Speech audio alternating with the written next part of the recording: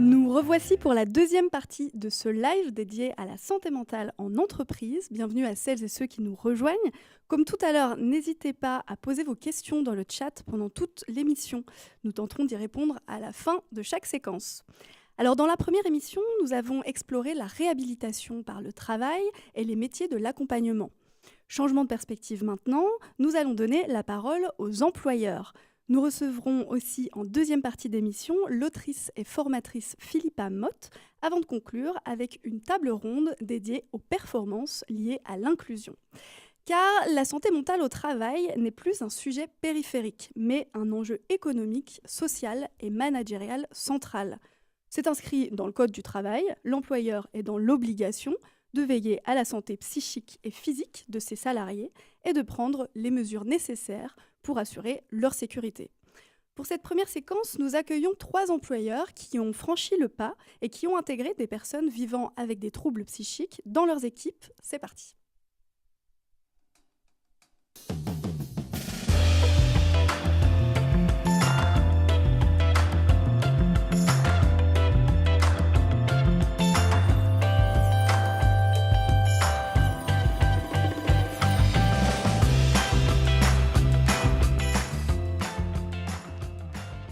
Pour en parler, j'ai le plaisir de recevoir Philippe Muscat. Bonjour. Bonjour. Directeur du restaurant interadministratif de Lyon, RIL, une structure de restauration collective qui sert chaque jour plusieurs centaines de repas aux agents des administrations publiques de la métropole lyonnaise. Le restaurant a intégré des personnes en insertion professionnelle avec un accompagnement organisé vers le milieu ordinaire de travail. Vous nous en parlerez. Bienvenue. Romain Guy, responsable du magasin Decathlon, bonjour. Bonjour. Vous dirigez une équipe dont plusieurs personnes porteuses de troubles psy et vous nous expliquerez la politique d'inclusion chez Decathlon. Bienvenue. Merci. Et enfin, Dylan Drouet, bonjour. Vous êtes chargé de projet emploi et compétences au MEDEF Auvergne-Rhône-Alpes. Bienvenue. Merci. Alors peut-être première question pour les 3, en tout cas pour Philippe et Romain. Qu'est-ce qui vous a motivé, qu'est-ce qui a motivé votre entreprise à franchir le pas? Est-ce que c'est une obligation légale? Est-ce que c'est une conviction managériale? Est-ce que c'est les deux? Qu'est-ce qui vous a motivé à intégrer des personnes avec des troubles psy? Romain, peut-être. Je dirais une envie de perfectionner notre organisation. En fait. On a une manière de fonctionner chez Decathlon depuis maintenant 50 ans, puisque l'entreprise fête ses 50 ans en 2026. Et on a pour objectif, nous, de satisfaire, d'enchanter nos clients et nos collaborateurs. Et en fait, dans ce souci de performer, de faire performer le magasin et de faire grandir nos coéquipiers, il était nécessaire de changer certaines de nos organisations. Et c'est ce qui nous a amené, du coup, à avoir ce partenariat avec Messidor. De la performance, donc. Merci. Oui.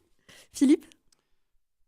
Lorsque je suis arrivé il y a 15 ans sur le RIL, la première des choses que nous avons souhaité, c'était ouvrir les portes et accueillir des personnes qui, jusque-là, les portes leur étaient fermées dans beaucoup d'établissements. Et c'est de démontrer que c'était non seulement faisable, mais avec des belles réussites ensuite. C'était notre premier projet et qu'on maintient encore aujourd'hui. Donc, nous en parlerons après. Avec combien de personnes, du coup, si vous gardez la parole? Combien de personnes vous accompagnez Actuellement, Oui. Aujourd'hui, c'est en tout 9 personnes donc de chez Messidor sur une équipe de 41. Donc c'est des beaux parcours. Et puis c'est vrai que des personnes qui ont pour certaines pris des postes à responsabilité aujourd'hui. Donc on a réussi à démontrer que non seulement on a bien fait d'ouvrir les portes, mais en plus de cela, aujourd'hui, c'est elle qui nous accompagne et qui nous donne souvent bien des leçons. Dylan, du côté du MEDEF, alors on a des employeurs ici qui ont bien fait d'ouvrir les portes, ils le disent, mais quelles sont les craintes les plus fréquentes que vous entendez, vous, de la part des employeurs? On sait que 74% des Français pensent que les personnes vivant avec des troubles psy sont dangereuses. 33% seraient gênés de travailler avec eux, ça c'est les chiffres officiels. Est-ce que vous avez... quel lien vous avez avec les employeurs et quelles sont leurs craintes?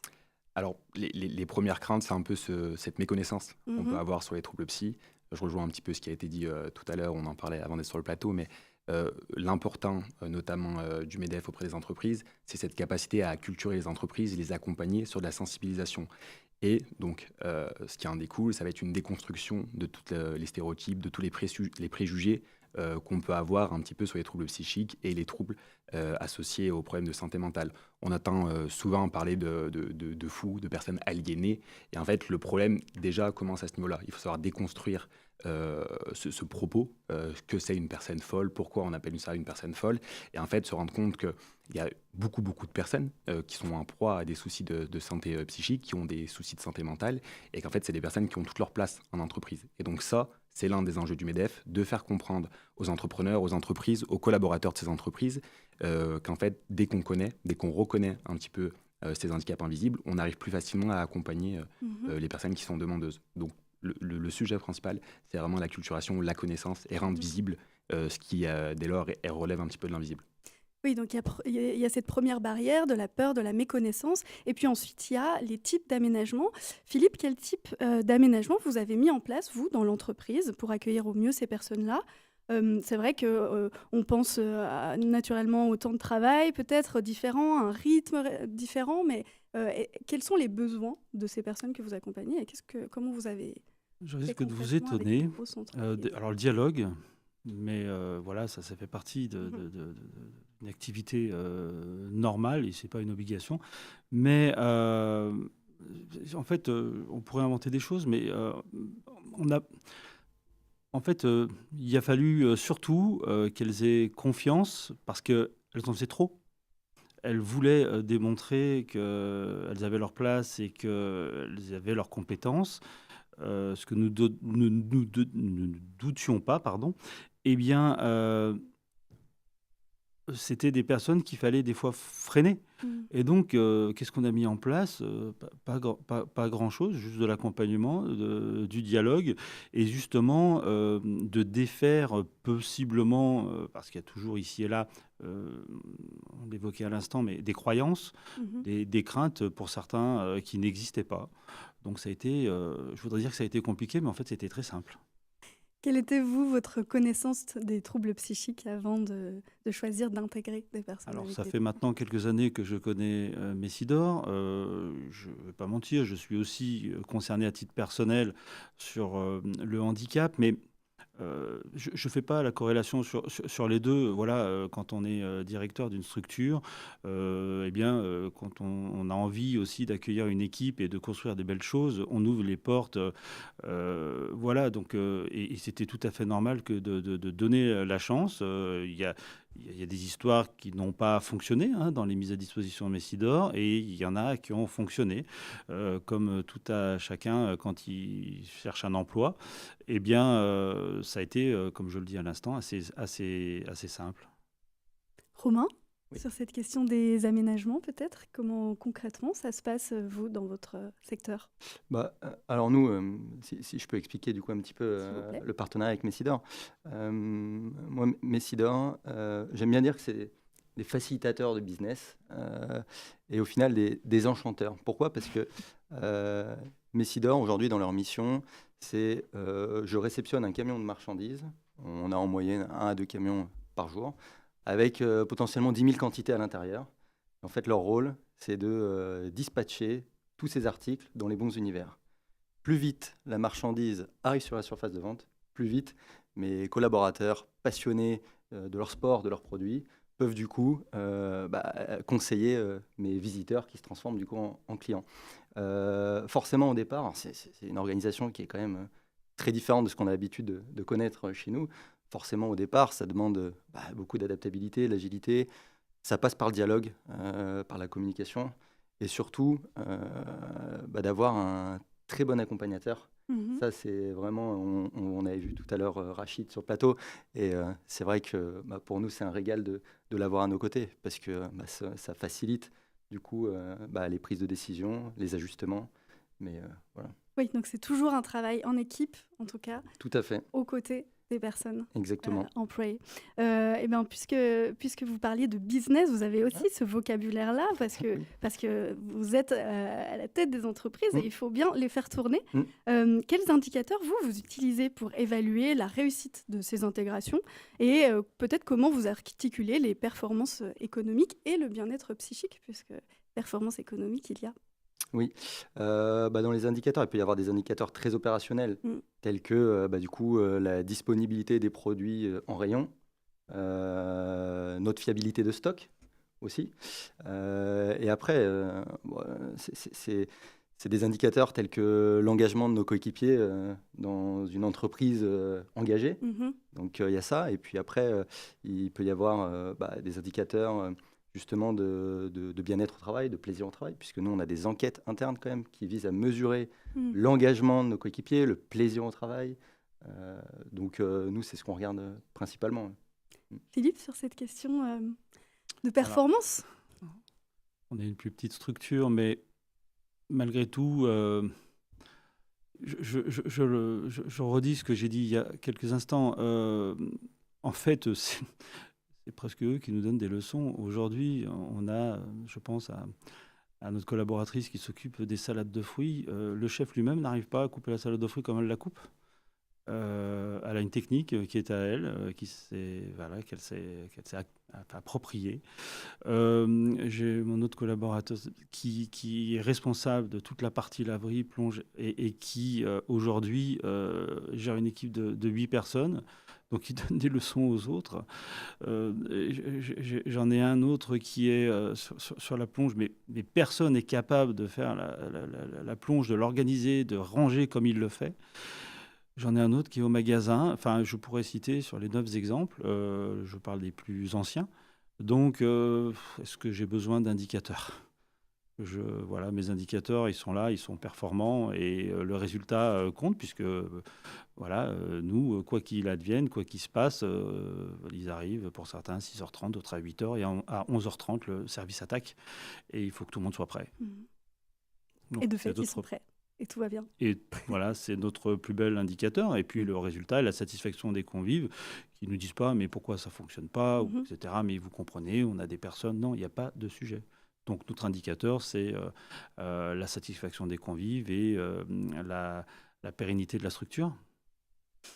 Dylan, dans certains cadres, il y a beaucoup d'employeurs qui ont l'impression de naviguer un peu dans un flou juridique.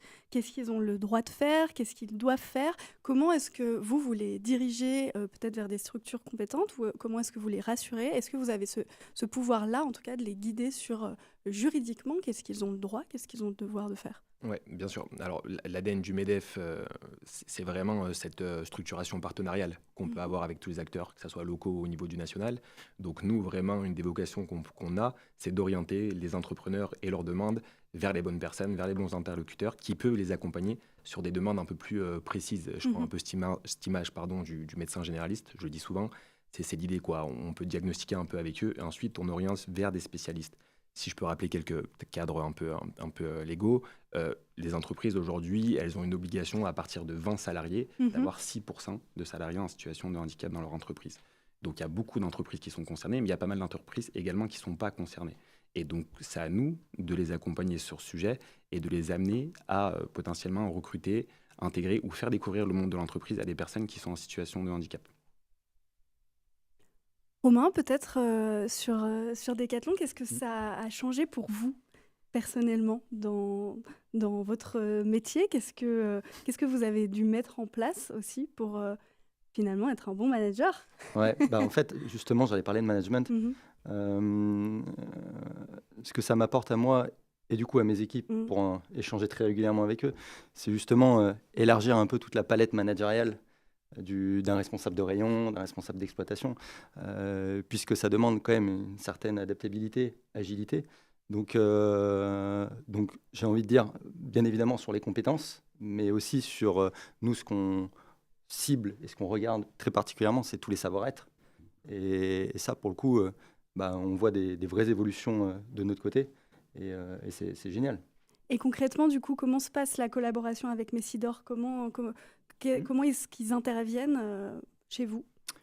Comme je le disais, leur mission principale, voilà, c'est de traiter du coup la marchandise et de la dispatcher sur les différents rayons. Et derrière, nous, ils travaillent avec quand même une équipe Decathlon, puisque dans ce traitement de la marchandise, on a quand même quelques collaborateurs Decathlon qui sont présents. D'ailleurs, Messidor, on a signé 2 collaborateurs CDI l'année dernière, donc qui travaillent avec leurs anciens collègues du coup de Messidor. Donc ça, c'est assez génial aussi dans la collaboration. Et après, on a un suivi quand même très régulier dans ce partenariat. On a des suivis trimestriels, et puis au final, on les croise tous les jours. Donc c'est l'avantage, c'est que du coup, la communication est simple, rapide et du coup très efficace. Tout à l'heure, on parlait du trio d'accompagnement de Messidor, donc la personne accompagnée, le job coach et la REP et CPI. Philippe, est-ce que vous avez lien avec ces accompagnants? Comment est-ce que vous communiquez ensemble? Comment est-ce que vous collaborez? Alors l'organisation du restaurant fait que, en effet, j'ai des contacts bien évidemment. J'ai mon adjoint qui est en contact permanent, puisque comme je disais tout à l'heure, on a plusieurs approches différentes. Aujourd'hui, j'ai évoqué 9 personnes, on a 5 personnes en CDI, mais qui sont, quand on a des questions, toujours donc les personnes de Messidor ouvertes et disponibles quand on a des questions, même si, comme je dis, ces personnes sont des salariés du RIL aujourd'hui. On a une personne qui est, 4 personnes qui sont mises à disposition sur 2 schémas différents, puisqu'il y en a 3 qui sont accompagnés par une personne, donc RUP, et une qui est mise à disposition, mais qui est intégrée dans l'équipe dans un projet différent. Eh bien, on est en contact tous les mois et selon le besoin avec des personnes de Messidor qui viennent sur site. Il y a des échanges qui se font, bien évidemment, avec la RUP, mais aussi avec les personnes de chez Messidor et des personnes mises à disposition en présence donc, du responsable du restaurant. Il y a des points qui sont faits avec des objectifs qui sont fixés. Et puis surtout, quand il peut éventuellement y avoir des difficultés, elles sont discutées et on met les actions nécessaires pour que derrière ça se passe bien si tant est qu'il y avait besoin. Alors, quand on parle aussi à des employeurs qui ont fait ce choix-là, ce qui revient beaucoup, c'est le climat dans lequel travaillent aussi les autres collaborateurs et dans lequel se rencontre tout ce monde. Est-ce que vous, le fait d'intégrer des personnes avec des troubles psy a changé quelque chose sur le climat de travail avec vos collaborateurs ? Alors, je connais bien le monde de la restauration, je ne connais pas les autres métiers, mais le monde de la restauration, c'est un métier qui est très tendu. Comme je dis, 11h30, les gens viennent manger et il faut qu'il y ait à manger. Donc, ça demande une grosse organisation, ça peut créer des tensions. Eh bien, écoutez, on n'a pas de problématique de climat, mais je ferai la corrélation avec une question que vous posiez tout à l'heure. En fait, ça nous a fait grandir. Donc, en fait, on a passé une étape qui fait aujourd'hui, on a tous et toutes vécu le Covid aussi, avec cette période un peu tendue psychiquement. Toutes ces épreuves-là, on les a relevées par rapport à l'expérience qu'on a vécue. Donc, le climat, j'ai envie de dire, il est calme, il se passe bien. C'est étonnant quand on sait que nous, on fabrique tout sur place et que les personnes sont concernées. Évidemment qu'il y a des problèmes, évidemment qu'il y a des aléas, évidemment qu'il y a des difficultés. Mais je l'ai dit tout à l'heure dans votre première question, le dialogue résout beaucoup de choses. Donc, parlez-vous. On se parle beaucoup. On va pas tarder à finir ce plateau, mais Dylan, peut-être une question autour donc de cette performance qui évidemment inquiète les recruteurs. On sait que les troubles psy sont responsables de 35 à 45% de l'absentéisme au travail, selon Santé publique France. Comment vous, au MEDEF, vous aidez les entreprises à comprendre que investir dans la santé mentale, c'est aussi améliorer leur performance économique, finalement ? Alors là, je vais parler un peu plus de ce que moi, je peux faire au quotidien au MEDEF Rhône-Alpes. Je m'occupe d'un dispositif qui s'appelle Neurosource. Donc, c'est un dispositif qui a comme vertu ou comme objectif d'accompagner les personnes dites neuroatypiques. Donc, les personnes qui sont dys, TSA, qui ont des TDAH, etc. Et donc, potentiellement, sans faire le lien direct, ça peut être des personnes qui ont des modes de pensée un peu différents, des façons de travailler un peu différentes. Et ils ont des talents qu'il faut mettre en avant en entreprise. Et ça peut générer quelques soucis, des fois d'intégration, de sécurisation. Et il faut savoir accompagner ces personnes pour qu'il y ait un aménagement du poste qui leur soit favorable. Et donc, nous, pour cet accompagnement qu'on peut faire, c'est vraiment, encore une fois, je le disais tout à l'heure, mais à rendre visible le plus possible ses soucis ou ses talents qu'il peut avoir. J'aime bien aussi parler du côté un petit peu talent, parce qu'on a toujours le côté un peu plus trouble et difficulté, et expliquer que lorsqu'une personne se sent bien en entreprise, qu'elle se sent bien à son poste, que son poste a été aménagé en fonction de ses compétences et de ses difficultés, et ben, évidemment, en toute logique, c'est une personne qui sera beaucoup moins absente de son poste et qui sera beaucoup plus volontaire et motivée à rester dans l'entreprise. Donc c'est des choses qui sont assez simples, mais qu'il faut quand même rappeler assez régulièrement. On a parlé de dialogue, on a parlé de confiance. Vous êtes mieux placé que moi peut-être pour en parler. Moi, c'est des retours que j'ai en fait quotidiennement des personnes qui entreprennent, qui accompagnent des personnes qui ont des difficultés. Et on s'éloigne même, si on prend une vision un peu plus macro du sujet, on s'éloigne même des troubles psy, des troubles 10, etc. C'est la difficulté qu'une personne peut avoir en entreprise. Aujourd'hui, si on l'accompagne sur sa difficulté, si on l'aide à dépasser ses difficultés, bah forcément qu'elle se sentira mieux dans l'entreprise et forcément qu'elle aura envie d'y être plus et de ne pas se mettre en arrêt maladie. C'est simple, finalement. C'est presque simple. Allez, Romain, pour finir, qu'est-ce que vous répondiez à un employeur qui hésite encore par peur ou par méconnaissance? Qu'est-ce que vous lui dites? Je pense que je lui dirais ne pas se poser la question de est-ce que vous êtes prêt, mais plutôt est-ce que vous avez envie de vous réorganiser, est-ce que vous avez envie de perfectionner vos organisations. C'est plutôt ça, je pense, la question. En tout cas, moi, c'est comme ça que je me la suis posée et comme ça que je l'ai vécu. Et du coup, je pense que le résultat derrière n'est pas forcément le même. Ouais. Oui, mais pas oser. Seul, il y a de l'accompagnement derrière. En fait, ce qui est génial, c'est cet accompagnement. Et voilà, donc, oser. Oser. Merci beaucoup. Merci Philippe, merci Romain, merci Dylan pour ces témoignages. On voit bien que c'est possible, que ça demande de l'accompagnement, mais que les bénéfices sont réels, autant pour les personnes accompagnées que pour l'ensemble des équipes. Nous allons maintenant changer de registre, puisque depuis une dizaine d'années, Philippa Mott forme et informe les entreprises et les pouvoirs publics sur le tabou des troubles psychiques. Elle raconte l'hospitalisation sous contrainte qu'elle a personnellement vécue dans son livre « Et c'est moi qu'on enferme », une immersion dans sa psyché et dans les coulisses de l'institution psychiatrique. On y va.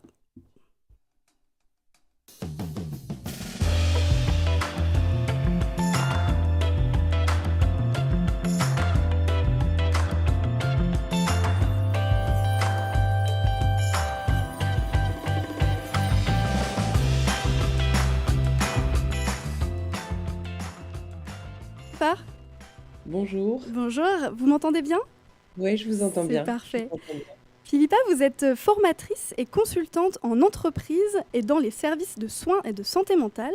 Vous faites de la formation sur les enjeux de santé mentale et de handicap psychique dans le cadre professionnel, mais vous accompagnez aussi des personnes dans leur parcours de vie et de rétablissement. Tout ça est né du fait que vous êtes vous-même concernée par des troubles psychiques depuis l'âge de 20 ans. Alors peut-être première question, donc vous êtes formatrice, consultante, concrètement, qu'est-ce que cela veut dire et comment vous faites auprès des entreprises et des services de soins? Alors, le travail que je fais en entreprise, c'est pas tout à fait le même que celui que je fais dans les services de soins. En entreprise, je fais de la formation, de la sensibilisation sur les enjeux de santé mentale, d'insertion professionnelle, de maintien dans l'emploi de personnes qui peuvent être concernées, sur des enjeux de prévention aussi, hein, comment est-ce qu'on peut construire des espaces de travail qui préservent l'équilibre psychologique des salariés ou du moins qui les fragilisent pas. Et donc ça se fait à la fois il y a des conférences de sensibilisation auprès de l'ensemble des salariés et puis des formations un petit peu plus poussées auprès des RH, des managers, des réseaux de référents handicap. Dans le cadre de l'entreprise aussi, depuis quelque temps, je fais des accompagnements de salariés en tant que coach. J'ai été formée au coaching et père aidante. La père aidante, c'est le fait de s'appuyer sur son savoir expérientiel pour peut-être soutenir d'une manière un peu plus spécifique les personnes dans leur parcours. Donc ça, c'est pour mon travail en entreprise. Et puis après, dans les services de soins et d'accompagnement, j'interviens toujours en tant que formatrice sur ce qu'on appelle le développement des pratiques orientées rétablissement. Donc comment former, acclimater les professionnels du soin et de l'accompagnement en psychiatrie à ce principe du rétablissement et à la façon de le mettre en œuvre dans l'accompagnement. Et puis, je coordonne aussi depuis 3 ans, la création et le développement d'une plateforme de pair aidance, professionnelle, donc qui fait intervenir des personnes qui ont un peu mon profil, qui ont, d'abord eu un parcours, de soins, puis un parcours de rétablissement et qui en ont fait un métier. En fait, on reconnaît aujourd'hui, toute l'apport de la pair aidance, dans différentes interstices, y compris dans les équipes de soins et d'accompagnement. Et donc, dans le cadre de ce projet qui a lieu au sein d'une association sanitaire et médico-sociale qui s'appelle les Ailes déployées, je coordonne le dispositif hors pair. Et en ce sens, en fait, je me retrouve, moi, à travailler avec mes Mhm. pairs dans le cadre de missions professionnelles rémunérées.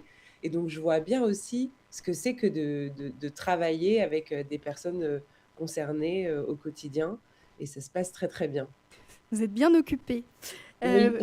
Vous parliez de ce savoir expérientiel. Vous, dans votre livre, vous racontez votre hospitalisation sous contrainte, on l'a dit, en 2010, le troisième internement de votre vie. Comment revenir dans un milieu de travail ordinaire après ces épisodes qui peuvent être violents, qui sont violents? Ouais, qui sont douloureux surtout, violents et douloureux et puis qui vont, quand même, qui m'ont quand même fragilisée à plusieurs périodes de ma vie. La première fois, j'avais 20 ans, bah, c'était au milieu de mes études, hein. À cette époque-là, j'étais, en licence d'histoire. Après, c'était au début de ma vie professionnelle.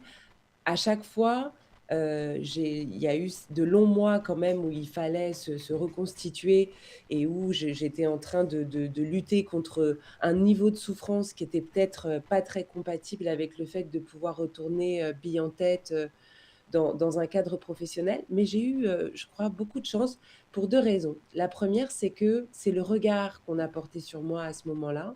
C'est-à-dire que moi, j'ai eu des proches et notamment je pense à ma mère qui m'a dit une phrase que j'ai jamais oubliée, alors que j'étais hospitalisée, que j'étais très, très mal, que j'étais, très médicamentée. Elle m'a dit: «Philippa, tu n'as pas arrêté d'être qui tu étais. Tu n'as pas arrêté de savoir faire ce que tu sais faire. Tout ce qui s'est passé est grave, mais ça va revenir». Et en gros, elle m'a dit: «Tes compétences sont là». Et en me le disant, elle m'a permis de le faire exister, d'y croire moi aussi. C'est aussi, le regard qu'on porte sur les gens et le fait de pouvoir, valoriser leurs compétences, leurs ressources, même si pour l'instant elles semblent un peu paralysées ou à certains moments elles semblent un peu paralysées.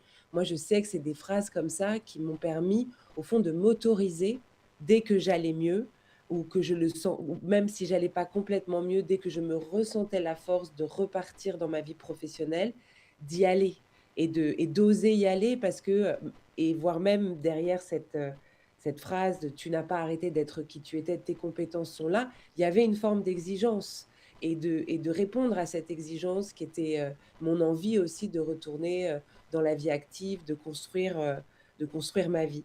Et puis l'autre chose que j'ai eue, je crois, c'est de pouvoir, dans des moments où j'en avais besoin, reprendre une activité, dans un milieu qui était, sécurisé. C'est-à-dire de pouvoir parce que moi j'ai ça c'est vraiment un peu un concours de circonstances. Il y avait une entreprise familiale, dans laquelle plusieurs fois, au moment de ces ruptures, entre le moment où j'allais, dans la vie professionnelle que j'avais choisie, qui est une vie professionnelle très éloignée de l'activité de cette entreprise familiale, mais entre le moment où je pouvais retourner dans ce que j'avais choisi et le moment où je sentais le besoin de retourner au travail, il y avait la possibilité de me remettre en activité avec des horaires, avec des tâches à accomplir. Mais comme c'était dans un cadre, familial, il y avait quand même une forme de sécurité et de bienveillance qui me Mhm. donnait la force, j'allais dire, de me remettre en action. Cette remise en action me permettait de voir que j'étais capable et de trouver l'audace après d'aller vers une activité, Mhm. professionnelle davantage choisi et plus conforme à mes aspirations. Oui, dans vos travaux, vous insistez sur le fait qu'on oublie trop souvent de voir toute la force et tout le courage qu'il est nécessaire d'avoir pour se rétablir et donc pour reprendre le travail après un épisode de crise, alors que dans les faits, se remettre d'un accident de la route, c'est considéré comme un exploit. On reconnaît peu cette force-là que ça demande pour revenir dans un milieu de travail. Pourquoi, selon vous? Bah, je vais vous dire, même moi, pendant des années, pour moi-même, j'ai eu beaucoup de mal à considérer, alors même que je suis quelqu'un à l'âge de 20 ans, au fond, qui suis tombée gravement malade, Mmh. heu, mis bout à bout, entre l'âge de 20 ans et de 30 ans, j'ai dû passer près de 2 ans à l'hôpital. Mmh. J'ai vécu, 3, crises, majeures, qui ont nécessité à chaque fois, des temps, d'immobilisation, assez longs. Donc, ça veut dire sur une période de 10 ans, quand même être, pendant, 4 ans en train de en prise avec, un trouble et une maladie, difficile dont on ne sait pas, comment on va revenir de tout ça. Et même moi, la société était tellement, stigmatisante et peu compassionnelle à l'égard de ces difficultés de santé. Même moi, j'avais pas de compassion pour moi-même. J'avais beaucoup de mal à me considérer comme une personne, Mmh. qui était en train de lutter contre quelque chose de difficile. Et je crois que c'est, un problème de représentation, c'est-à-dire qu'on a tendance à penser que quand on vit ça, c'est de notre faute, à assimiler ce vécu-là à un manque de fiabilité, à un manque de compétences. C'est des stéréotypes qui sont, complètement faux, Mmh mh. absolument injustifiés. Moi qui ai la chance de travailler avec, plein de personnes qui souffrent de troubles psychiques, je vois de la compétence, du talent et de la rigueur, partout, Mmh. vraiment. Mais effectivement, il y a ces représentations qui sont extrêmement sévères parce que c'est invisible, parce que c'est psychique, parce que c'est des choses qu'on comprend pas, parce que c'est des choses qui font peur aussi et qui font qu'on a du mal à reconnaître effectivement, le courage et la détermination que ça représente beaucoup plus que pour d'autres problèmes de santé. Merci beaucoup Philippa. Malheureusement, on aurait encore plein de questions à vous poser. C'est passionnant, mais on arrive à la fin de cet entretien. Donc, je vais devoir vous quitter malheureusement et fermer cette conversation. Merci infiniment pour cette parole intime et nécessaire. Voilà, votre parcours et votre engagement montrent qu'il est possible de transformer son expérience en force collective. Et j'insiste sur l'aspect collectif, puisqu'on ne fait rien seul. Exact. Merci beaucoup Philippa. À bientôt. Merci à vous. Au revoir. Au revoir. Nous arrivons à la dernière séquence de ce live et nous allons maintenant parler concrètement des solutions disponibles pour les entreprises. Quels sont les dispositifs? Quelles sont les obligations? Comment fait-on en pratique? C'est tout de suite.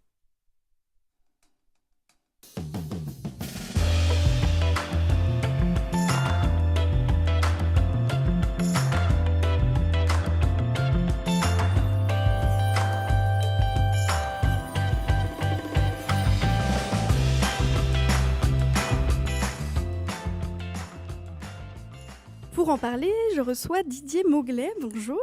Vous êtes Bonjour. vice-président à l'AGEFIP, l'association de gestion du Fonds pour l'insertion professionnelle des personnes handicapées. Bienvenue.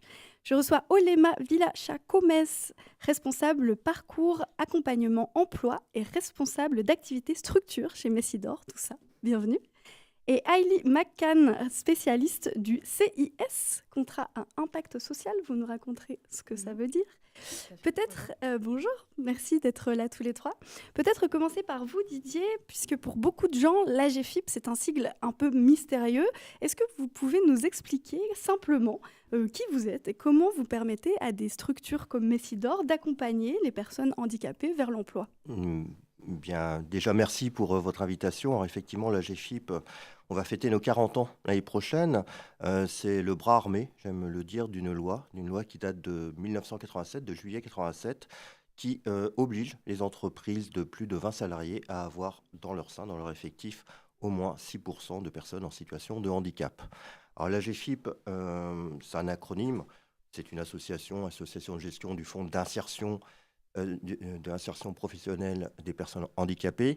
on gère effectivement la contribution des entreprises qui n'atteignent pas ce taux de 6%. Alors, on peut parler de quotas, effectivement, souvent c'est ce qui revient avec cette notion d'obligation. Moi, j'ai plutôt tendance à dire qu'on est là pour accompagner.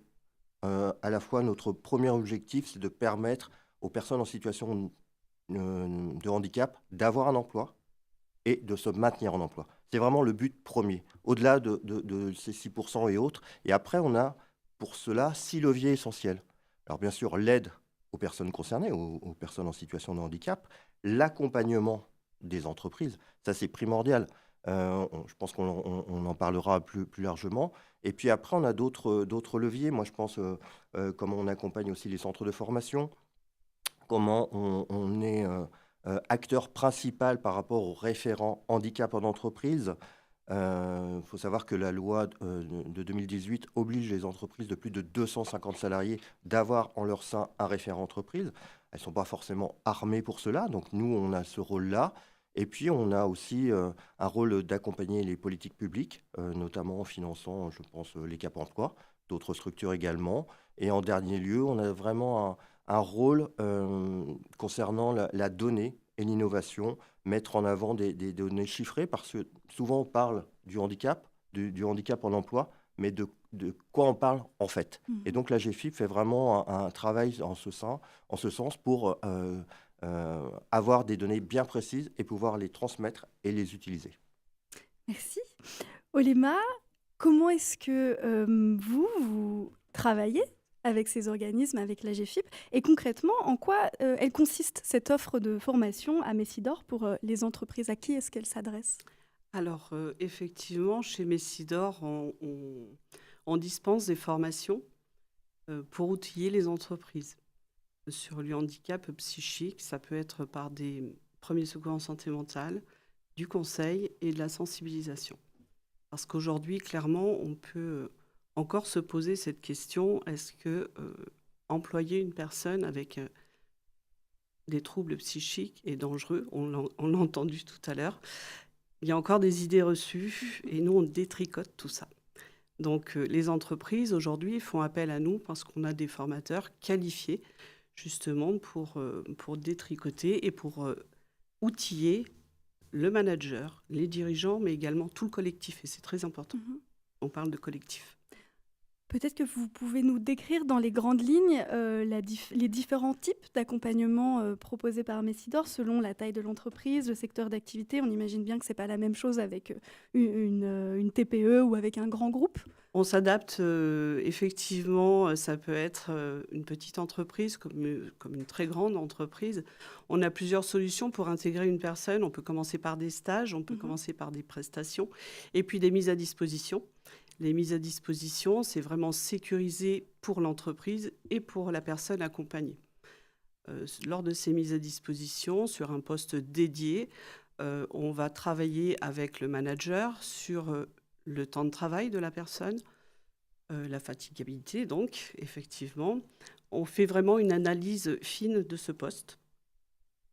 Et puis, la personne et l'employeur, les deux ensemble, sont accompagnés par Messidor. Toujours, soit par la CPI, le RUP, on l'a entendu tout à l'heure, pour sécuriser au maximum. Et puis donc, il y a ce dispositif CIS. Aïli, est-ce que vous pouvez nous expliquer concrètement ce que c'est, en quoi ça consiste? Alors oui, le contrat impact social, donc le CIS, c'est un modèle de financement innovant qui repose sur une collaboration entre plusieurs acteurs, donc à la fois l'État, les porteurs du projet, donc les acteurs de l'économie sociale et solidaire, ainsi que le secteur privé. Donc, dans le cadre du contrat impact social de Messidor, donc nous, on est chef de file et on a été nommé lauréat du contrat impact social en 2023. Et donc, grâce à cette collaboration avec le ministère du Travail, 3 entreprises, y compris BNP Paribas, Citizen Capital et AG2R, la mondiale, grâce à ce dispositif, ce financement, on a les moyens de mettre en place un dispositif qui s'appelle le job coaching sans reconnaissance de travailleurs en situation de handicap, coporté par plusieurs structures, y compris Messidor en tant que chef de file, ainsi que Esport 73, Nouvelle Forge Passage Pro et la Fondation Delta Plus. Et donc, pour revenir, le job coaching a été évoqué tout à l'heure lors de la première partie du webinaire, le job coaching sans RQTH. Donc, à l'origine, ça date d'assez longtemps. Chez Messidor, c'est à partir de 2012 que Messidor a constaté, il y a des personnes présentant des troubles psychiques sévères, persistants, qui ont besoin d'un accompagnement adapté. Et donc, à partir de ce moment, Messidor a mis en place les dispositifs orientés vers ces personnes-là. À partir de 2016, il y avait la création de l'emploi accompagné. Mais toutefois, ce dispositif-là est limité aux personnes avec une reconnaissance administrative. Et donc, Messidor a constaté qu'il existe toujours des personnes en souffrance, des fois, pas encore la reconnaissance, parce que ça peut prendre du temps sur certains territoires, jusqu'à 10 mois. Et donc, nous, on propose un dispositif qui est financé par le Contre Impact Social, qui permet d'accompagner ces personnes vers l'emploi en milieu ordinaire, on va dire. Et donc, c'est dans le cadre de ce contre-impact social ce dispositif est sujet d'une mesure d'impact assez rigoureuse, mais heureusement, ce dispositif a fait ses preuves et a démontré son efficacité sociale et économique. Voilà. Alors justement, peut-être Didier, je m'adresse à vous sur les preuves et sur la pertinence des dispositifs proposés par Messidor. Comment est-ce que vous évaluez l'efficacité de ces accompagnements? Quel retour vous avez sur tous ces dispositifs avec la GFIP? Le point essentiel, je pense le plus pertinent par rapport au dispositif de Messidor, c'est l'état d'esprit déjà. C'est d'avoir su recréer de la confiance. Je pense qu'effectivement, aujourd'hui, le sujet qui nous importe, c'est la santé mentale. Et à travers la santé mentale, on voit effectivement que beaucoup de personnes ont soit une maladie, soit un handicap qui est lié à cette problématique de santé mentale, notamment chez les jeunes. J'ai eu la chance de participer à un campus des branches professionnelles où une sociologue nous expliquait, c'était juste après la Covid, juste après, on était en 2021. Et elle décrivait, cette sociologue, ce qu'on est en train de vivre aujourd'hui. Vraiment l'impact sur à la fois des maladies, mais comment l'entreprise elle-même peut être source aussi bien de difficultés que de ressources, que d'opportunités. Et effectivement, ce qui permet l'atout de Messidor aujourd'hui, c'est d'avoir travaillé dans le temps, d'avoir fait de l'accompagnement personnalisé et pas du one-shot. Il n'y a rien de pire que du one-shot. On peut effectivement se dire, tiens, sur telle solution, on va adapter à un moment donné, et qu'est-ce qu'on fait après? C'est évolutif. C'est évolutif et c'est souvent accompagné d'autres choses. On dit souvent, dans le monde du handicap, oui, 80% des handicaps sont invisibles. 80%. Qu'est-ce qu'il y a derrière? Comment on accompagne la personne? Comment on accompagne l'employeur? Parce que l'employeur peut être démuni.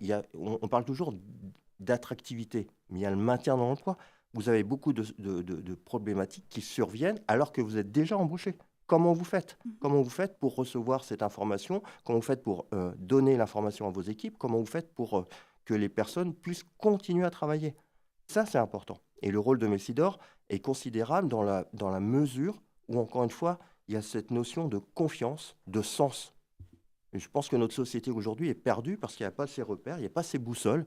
Et redonner du sens, redonner de la confiance sur le temps, en transversalité avec les acteurs, c'est essentiel.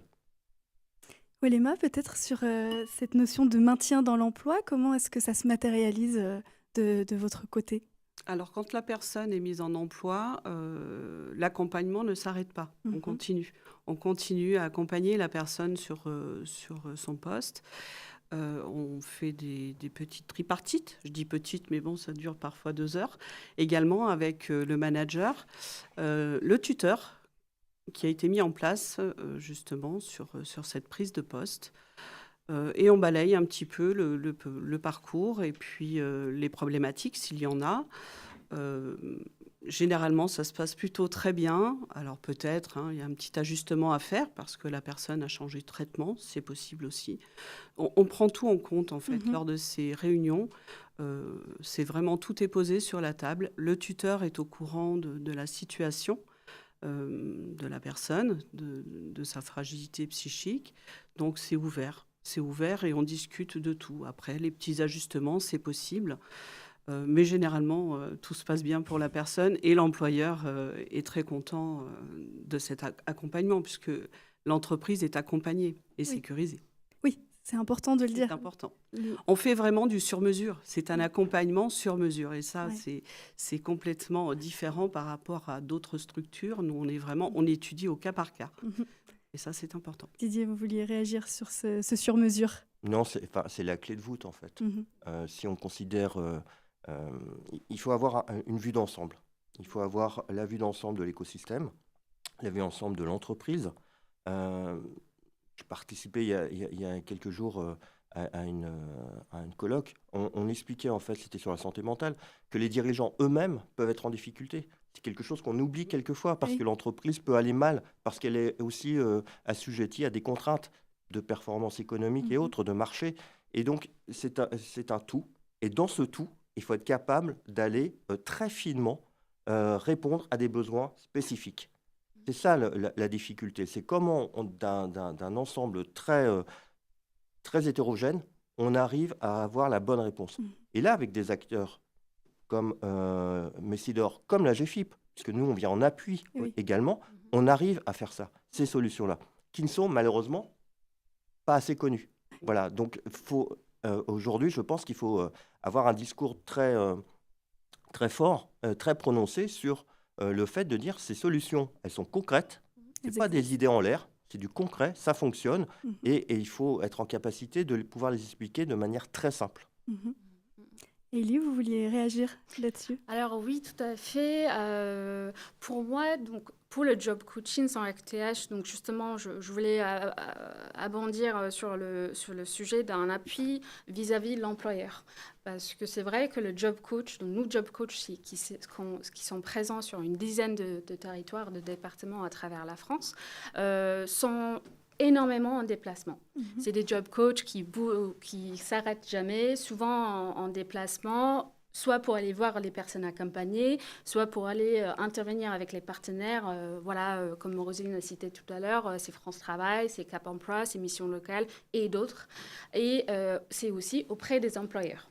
Et donc, justement, le fait que nos job coachs peuvent être à disposition à l'employeur pour justement soutenir dans la durée, ça rassure énormément les employeurs qui, comme on a évoqué tout à l'heure, qui connaissent peu ou qui comprennent peu, qui comprennent peu les troubles psychiques. Et donc, justement, les employeurs ont peur des fois d'intégrer nos publics dans leurs équipes, mais c'est grâce à cet accompagnement de proximité et sur mesure qu'on arrive à résoudre ce problématique de mauvaise compréhension des troubles psychiques. Les statistiques sont toujours assez choquantes. Par exemple, je pense que c'est 20% d'employeurs trouvent que le handicap psychique est facile à intégrer, contre 30% pour un handicap moteur et 60% pour un handicap invalidant. Pour un handicap de maladie invalidante. Et donc, c'est justement, il faut qu'on réagisse à la fois auprès des personnes accompagnées, auprès des personnes en souffrance, ainsi que les employeurs, et justement pour les accompagner à terme. Donc c'est grâce à nous job coach qui restent à disposition pour faire des entretiens réguliers qui, malheureusement, nos autres partenaires sur les territoires n'ont pas cette capacité de le faire. Et donc c'est justement nos job coach qui restent à disposition et qui travaillent en complément des autres dispositifs qui existent sur les territoires. Oui, vous parliez des territoires, puisqu'effectivement, Messidor est majoritairement présent en Auvergne-Rhône-Alpes, mais il y a environ 7 autres territoires sur lesquels, c'est bien ça, 7, une dizaine. Oui, tout à fait. Et, donc là, s'il y a des employeurs qui nous écoutent et qui ont envie de franchir le pas, où est-ce qu'ils vont ? À qui est-ce vers qui est-ce qu'ils se tournent? Alors, Messidor, oui, on est principalement présent sur la région Aura et aussi en Nouvelle-Aquitaine, en Charente-Maritime. On a un site à Rochefort et à Saintes. Exactement. Et donc, le job coaching sans actage, comme évoqué tout à l'heure, on coporte ce dispositif avec d'autres structures. Donc, justement, si les personnes s'intéressent à ce dispositif, elles peuvent être orientées vers Messidor, vers un de nos coporteurs, par France Travail, par Cap Emploi, mais aussi d'autres structures qui accompagnent ces personnes. Donc ça peut être aussi des psychiatres, des psychologues, etc. Les personnes donc peuvent accéder à ce dispositif même sans reconnaissance de travailleurs handicapés. Et donc, justement, c'est pour ça que cet accompagnement est tellement important parce que c'est un accompagnement précoce. Donc, on n'attend pas les ruptures hyper lourdes, les ruptures qui empêchent le travail pour la personne. On intervient d'une manière précoce, particulièrement chez les jeunes, parce qu'on voit que les troubles psychiques se présentent normalement entre 15 et 25 ans.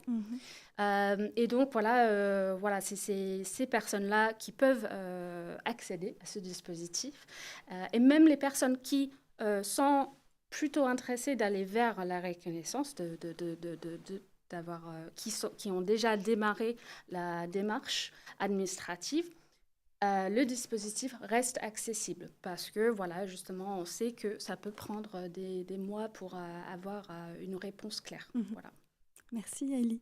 Olema, un mot de la fin sur ce que vient de dire Aïli? Je pense qu'Aïli a tout dit. On dispose de plusieurs dispositifs pour aider beaucoup de personnes, donc le CIS, la plateforme emploi accompagné, toutes les structures ESAT, etc., de Messidor. Et puis, surtout, on a nos formations qui sont vraiment parfaites pour outiller les employeurs, les dirigeants, les managers, les équipes, parce que former, c'est transformer aussi. Voilà. Je crois qu'on restera sur ce mot, former, c'est transformer. Merci beaucoup Didier, Olema, Aïli. On avait peu de temps, je crois que Didier, vous aviez encore plein de choses à dire, mais peut-être que... Ça sera pour une prochaine fois, avec grand plaisir.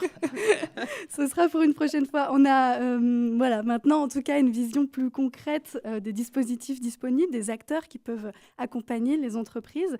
Donc il n'y a plus d'excuses pour ne pas agir. Voilà, nous arrivons à la fin de ces 2 heures de live, mais avant de vous quitter, nous allons essayer de répondre encore à quelques-unes de vos questions avec nos invités qui sont là, puisque vous êtes à table avec nous. Alors allons-y.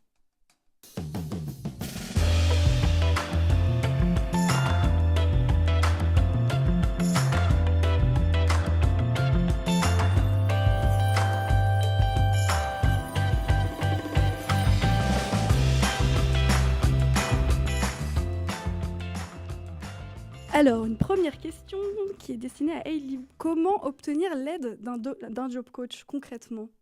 Oui, donc j'ai déjà répondu, mais tout simplement, il ne faut pas avoir la reconnaissance administrative où on peut être en train de faire la démarche et les personnes sont obligées de passer par une structure partenariat. Mais en tout cas, le Job Coaching sur QTH, on a un site qui présente toutes les informations. Donc si les personnes qui regardent ce webinaire souhaitent apprendre un peu plus, ou les partenaires ou même les employeurs, ils peuvent aller sur ce site Job Coaching sans QTH. Voilà. C'est parfait, très simple. Merci Aïli. Allez, deuxième question. Quelle est la différence entre job coaching et emploi accompagné? C'est pour vous, Olema. Alors, la réponse était déjà donnée tout à l'heure. Donc, Ellie vient juste de parler du job coaching, donc des personnes sans RQTH. Et on va dire que ça va être la différence. Et l'accompagnement sera le même de toute façon. Sur l'emploi accompagné, la personne doit avoir cette fameuse reconnaissance. Et la personne est identifiée par les partenaires. Et pour compléter, donc voilà, justement, comme Olema a évoqué, c'est sur la même méthodologie qui se focalise sur la mise en situation en emploi, voilà, parce que pour nous, c'est important que la personne soit mise en emploi dès que possible pour rester dynamique et dans un processus de rétablissement. Et voilà, comme Olema a dit, on reste sur la même méthodologie et les mêmes valeurs. Zéro exclusion. Donc, c'est tout à fait le même dispositif, la même méthodologie, mais avec deux publics cibles, mais qui sont bien sûr en lien avec les deux. Donc, voilà, justement, notre objectif idéal, c'est de justement faire intégrer le dispositif job coaching sans RQTH pleinement dans l'emploi accompagné, parce que justement, on partage les mêmes valeurs et les mêmes méthodologies. Oui. Pas de différence. Très bien. Alors, une troisième question sur les types d'aménagements que les employeurs peuvent mettre en place pour des personnes vivant avec des troubles psychiques. Et quels leviers peuvent-ils mobiliser, Didier? Alors, il y a plusieurs types. Ça va de à la fois l'aide à l'embauche, après avec l'aménagement de poste directement. Ça a été évoqué, je crois, dans les tables rondes précédentes. Il y a tout ce qui va être aménagement organisationnel, le temps de travail. Souvent, on a cette mauvaise idée ou cette mauvaise vision de croire que ça va coûter très cher, que l'aménagement de travail, c'est quelque chose de compliqué, que ça va révolutionner. Pas du tout. C'est simplement des fois des ajustements. Puisque, voilà. On a aussi, dans certains cas, même, on peut aller jusqu'à la reconnaissance. Alors, j'aime pas le terme, il est atroce, la reconnaissance de lourdeur du handicap. C'est-à-dire qu'on va compenser le manque de performance économique. Il y a tout un panel qui existe. Moi, j'invite vraiment les personnes à prendre contact avec la GFIP, avec les Cap Emploi, parce que on a effectivement un catalogue aujourd'hui de mesures. On n'a pas en tête forcément tout ce qui peut être fait. Ça a été dit tout à l'heure très justement, c'est du sur-mesure. Donc, à chaque situation, bien voir effectivement qu'il y a une solution qui existe. Elle existe. Maintenant, c'est comment on la met en place. Et là, on a les professionnels, on a les compétences pour. On parle souvent des compétences des personnes qu'il faut mettre en avant. Il faut savoir que les acteurs aujourd'hui sur le milieu du handicap en emploi ont les compétences nécessaires pour répondre à ce genre de choses et de dispositifs. C'est là qu'intervient Messidor par son accompagnement. On peut identifier justement ces petites choses à mettre en place et puis faire appel à vous. Voilà, on est vraiment sur ce qu'on appelle, nous, dans notre jargon, de l'appui spécifique. Oui. On est vraiment sur de l'unité, de la finesse, de la dentelle. C'est de la dentelle. Voilà. Oui. Allez, une quatrième question et dernière, je crois. Non, on en a 5. Eh bien, on n'a plus de questions. Alors, la prochaine question, c'est comment obtenir un temps de travail adapté? C'est à vous qu'elle est destinée, Didier, aussi. Là, c'est en accord effectivement avec l'organisation de travail. Alors, il y a la reconnaissance de qualité de travailleur handicapé, bien entendu. Et puis après, c'est des dispositifs. J'en ai un peu évoqué le sujet tout à l'heure avec la reconnaissance de lourdeur de handicap. Il y a d'autres dispositifs qui peuvent être mis en place. À chaque fois, ça se fait en bonne intelligence avec les personnes concernées. Moi, je vais mettre en avant peut-être un dispositif qui concerne plus l'autisme, mais c'est celui qui me vient en tête, c'est le VETA, Vivre et Travailler Autrement, qui permet à des personnes autistes de travailler en CDI tout en ayant un temps un emploi du temps adapté, c'est-à-dire qu'ils travaillent à mi-temps. Mais ça, c'est vraiment un accompagnement, encore une fois, c'est le maître mot, sur mesure, en accord, bien entendu, avec l'entreprise, avec les organisations, avec les collègues. Et ce qui est hyper important, c'est de toujours expliquer le pourquoi, que vos collègues puissent comprendre pourquoi telle personne, à midi, elle va rentrer chez elle, pourquoi elle vient plus tôt le matin, pourquoi elle part plus tard. C'est toujours important. C'est comme un parent, on en parlait tout à l'heure en discutant ensemble, c'est comme des parents avec des enfants. Il faut savoir dire les choses, il faut savoir les expliquer. S'il y a de l'incompréhension, On va se dire, mais pourquoi un tel a ce privilège? Ça va être perçu comme un privilège. Alors que si on explique calmement, tranquillement les choses et de manière très factuelle, là, on fait avancer tout le monde en fait. Merci beaucoup. Je crois qu'il reste une question sur est-ce que Messidor intervient aussi près des équipes de salariés pour épauler, sécuriser les emplois et surtout ne pas perdre les talents? Olema. Effectivement, j'en ai parlé tout à l'heure. Quand je parlais d'outillage auprès des entreprises et du collectif, surtout. Parfois, dans certaines entreprises, une récemment, l'employeur me dit, voilà, j'ai une personne qui est en arrêt maladie, longue maladie, et je ne sais pas comment la réintégrer correctement. La personne était déjà revenue et repartie en maladie parce que son réintégration, on va dire, ne s'est pas faite correctement. On peut intervenir justement, on sensibilise tout le collectif et la personne revient avec, on va dire, sécurisée, avec des collègues un petit peu plus bienveillants parce que forcément, voilà, ça pose aussi quelques soucis quand un collègue lui dit « Alors, c'est bon, tu t'es bien reposé ?» C'est juste ce qu'il ne faut pas dire. En fait. Donc voilà, c'est vraiment l'approche qu'on a avec nos formateurs, hein, c'est cette sensibilisation et l'outillage qu'on met en place. Didier, dernier mot Peut-être de la on fin. parle de collègues bienveillants. Il y a quelque chose qui est très important aussi, c'est quand on parle des entreprises, les entreprises ne sont pas malveillantes par rapport à tout ça. C'est qu'elles n'ont pas forcément la vision ou les solutions sous leurs yeux. Oui, Donc c'est là notre important rôle préciser, à Messidor, à effectivement. Cap Emploi, à France Travail et à LGFIP. Tant qu'il y a de la volonté, il peut Bien y avoir sûr. du changement. Bien sûr. Et c'est gagnant-gagnant. Et c'est gagnant-gagnant. Merci beaucoup à tous les trois. Cette émission touche maintenant à sa fin. On a parlé de chiffres, on a parlé d'obligations, de dispositifs, mais au fond, ce qu'on a surtout entendu aujourd'hui, ce sont des voix qui nous rappellent qu'on peut à la fois être fragile et debout, et que le rétablissement n'est pas une ligne droite, mais un chemin collectif. L'accompagnement peut faire la différence, on l'a vu, et les entreprises qui franchissent le pas découvrent quelque chose qu'elles n'attendaient pas, que prendre soin des uns, c'est prendre soin de tous. Alors, avant de vous quitter pour de bon, je laisse la parole à Philippe Morier, directeur appui opérationnel du développement chez Messidor, pour un dernier mot. Bonjour Philippe. Bonjour Louise. Bonjour, bienvenue. Merci beaucoup. La parole est à vous. Voilà, eh bien, en tout cas, on est au terme de ce webinaire et je suis très heureux d'avoir participé à écouter tous ces témoignages très instructifs, très forts.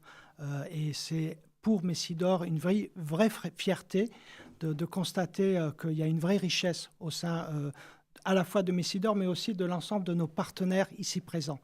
Donc, s'il y a un point essentiel à retenir dans le cadre de ce webinaire, c'est que santé mentale et emploi sont indissociables. On ne peut pas agir sur l'un sans transformer l'autre. Et aujourd'hui, derrière ces mots, santé mentale, emploi, on voit qu'il y a des réalités concrètes, des personnes en situation de handicap qui souvent ont du mal à trouver leur place dans la société, qui ont des parcours fragilisés, mais surtout, et c'est ça qui est le plus important, parviennent à se rétablir, à se reconstruire, à développer en elles des talents, des compétences et aussi à s'intégrer au sein d'équipes si les conditions sont réunies.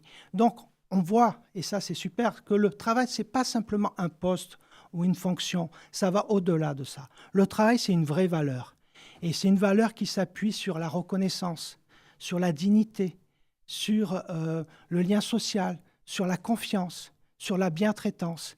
Et si le travail est progressif, sécurisé, ça a été dit, accompagné, eh bien c'est un vrai levier de rétablissement. Et donc pour Messidor, depuis plus de 50 ans, nous croyons en cela. Nous avons la force, la certitude, la conviction que dans chaque personne, quelles que soient ses fragilités, il y a un potentiel vivant. Et que nous sommes tous responsables collectivement d'agir concrètement pour que ce potentiel puisse s'exprimer. Donc j'invite vraiment toutes les entreprises, les acteurs économiques, les acteurs publics à nous rejoindre dans ce combat, dans cette cause, dans cette belle cause qu'est l'inclusion par le travail. Et ça peut être des initiatives très concrètes. Par exemple, ouvrir au dialogue au sein d'une entreprise. Ça peut être sensibiliser son personnel, former son personnel. Ça peut être recruter autrement. Ou simplement construire un partenariat avec une organisation qui travaille dans ce secteur tel que Messidor. Toute initiative compte. Toute décision prise aura un impact. Ça sera une personne qui retrouvera confiance, une équipe qui évoluera. Ça peut être aussi une organisation qui sera plus humaine et plus forte.